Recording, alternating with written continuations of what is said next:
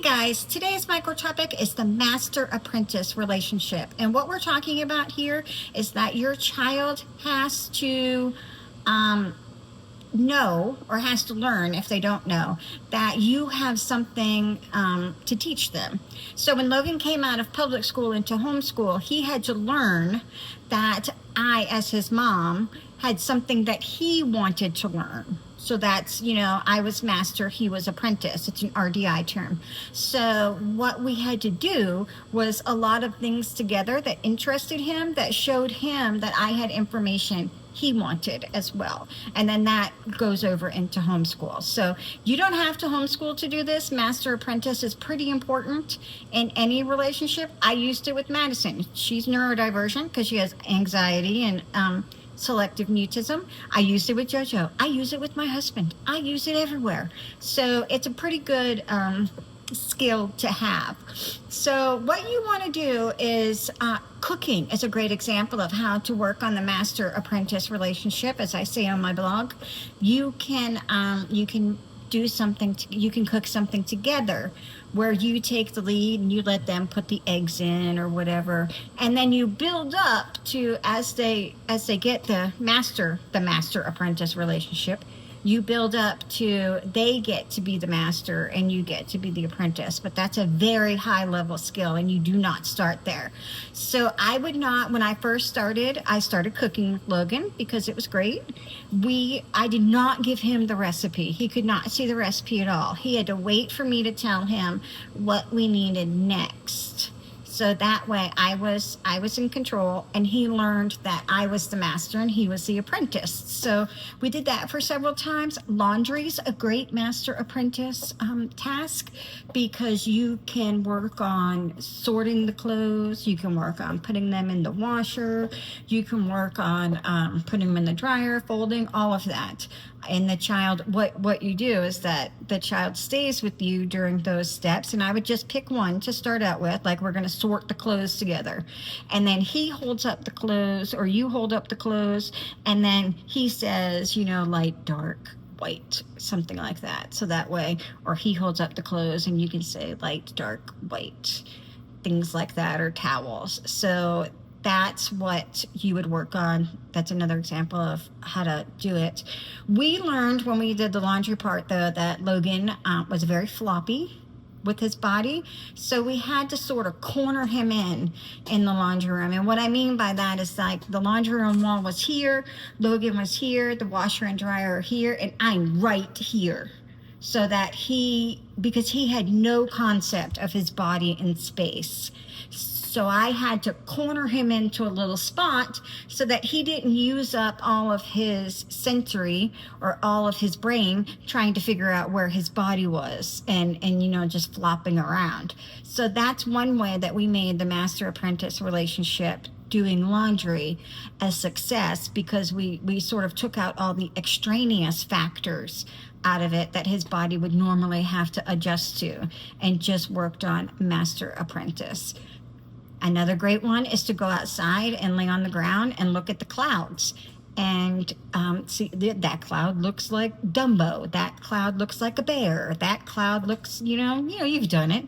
You just lay down there and you look at the clouds and you can say they look like stuff, or you could be like, wow, that cloud's really, really fluffy, or that cloud's really, really thin. And so you would do that together. Master-apprentice relationship, if you're working on it, is always doing activities together so that your child learns that you have something they want to learn. And as you go through the steps of that and they start to learn that, they start to trust you more. And then you can move that over into homeschool. You can move that over into regular school. It really enhances your relationship with your child so that you can go ahead into other high-level executive functioning tasks that they need to do. The caveat to this is that you need to make sure that every single experience or activity or whatever you're doing with your child ends on a good note. Don't keep your kid out there for 45 minutes looking at clouds in the blazing sun when it's 110 degrees outside and they are just physically in pain from the heat, because their sensory bodies don't work like ours. And extreme heat and extreme cold, if you happen to have a child who's a sensory avoider, actually, I've had this happen in my seekers as well. Extreme cold or extreme hot is physically painful for them. They're not going to remember anything of the Master-Apprentice activity.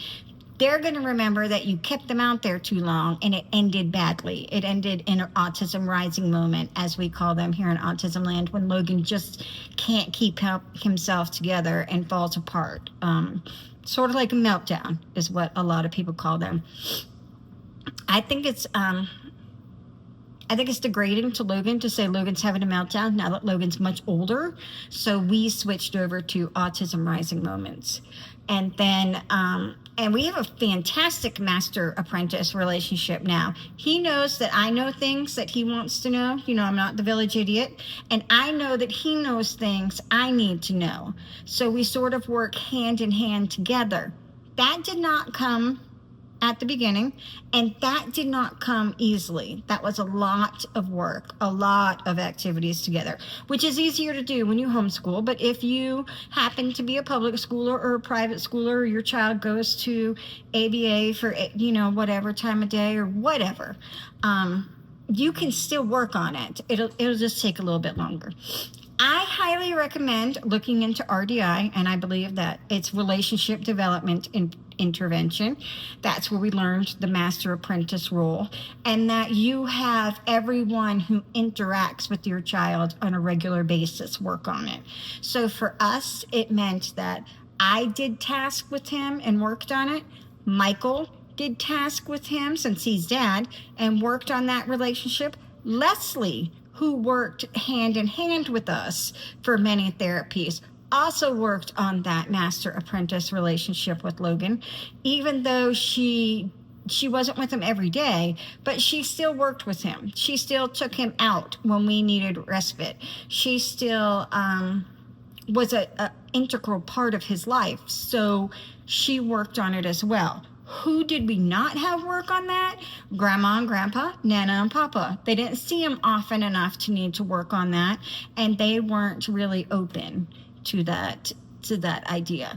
What we did see, though, is in the people that Logan worked on it with, he had a much better relationship with them. He trusted them. He knew that they would, no matter what, that we would stop when he wanted to stop. It always ended on a success. We always praised him for doing it with us, and we always pointed out what he had learned. So it became a back and forth thing. So for beginning Master-Apprentice relationship, all you're doing is doing activities. You could play a game together. You could look at clouds. Any activity is going to work. You control the activity, though, and let your child join in and know that you have other things. He has to follow along with you. That's how you get to the master part, and he understands the apprentice part. So any questions, just feel free to ask me in the comments, or I have several blog articles that I'll link and that you can find at our crazyadventuresinautismland.com. Thanks.